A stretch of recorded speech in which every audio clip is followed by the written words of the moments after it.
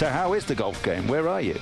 Oh, yeah, I'm right around the corner from these guys. I mean, if you just let me play 16 of the holes, we're going to have the same score. So it'd be perfect.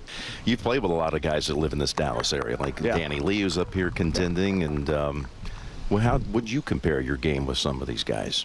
Well, I like that we're talking about my game, and this is great. Let's talk about Nick's game or something. But no, it's fun for me to go get around them and, kind of let them kick my butt a little bit. But I played with Jordan a few weeks back, and he ends up telling me, he's like, all right, we'll play for this or that or whatever. And I was like, okay, here's what we're going to do.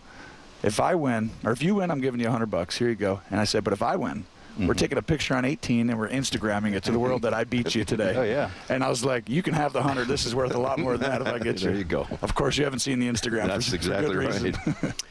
There he was on Saturday, Tony Romo, as close as he will come to analyzing golf, making his debut in the CBS booth with Jim Nantz and Sir Nick Faldo. Rangers return home tomorrow to play the Tampa Bay Rays, and Adrian Beltre could be making his season debut after missing the first 50 games. He'll test out his strained calf in a pregame workout. Trying to snap a 5-game losing streak in Toronto this afternoon against the red-clad Blue Jays. Down 1-0 in the third. Jonathan Lucroy gets the Rangers on the board, scoring Elvis on the RBI single, tied at 1. Joey Gallo, what happens when Beltre comes back? Gallo now has 15 homers on the season, gave the Rangers the lead, and in support of Andrew Kashner, doing it in the field as well, actually turning a double play. And it was a 3-1 game into the bottom of the ninth, and Matt Bush, the closer, comes on, gets Troy Tulowitzki to end it 3-1. Rangers win, but remain some 10 games behind first place Houston. Cowboys start their second week of OTA practices at the Star on Tuesday, and as Keith Russell reports, it's the second-year players who are drawing the most attention. The biggest mystery for the Cowboys this year is how effective can linebacker Jalen Smith be, recovering from that devastating knee injury, when by the time the preseason rolls around, it'll be a year and a half since he played in a real game. You guys haven't been able to see it. I have no control over that. He's a rookie, essentially, because he didn't play last year, so everything is new to him, and I just think he's handling it all really well, and he's getting better and better physically. Getting comfortable with the scheme and, out there moving around with the team, with the guys, and it feels great to, to be acclimated, out there on the field with them. Another guy who hopes to make his NFL debut in year number 2, tight end Rico Gathers. Last year thought of as a basketball player trying to make the transition. Now some in the organization believe his upside has no limits, despite Gathers not playing in a football game since 8th grade.